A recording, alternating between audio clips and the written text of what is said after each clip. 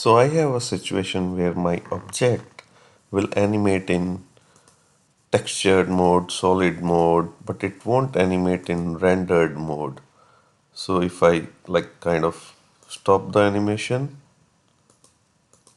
then I and play it again, then I can see that there is a motion, but it won't continuously play it.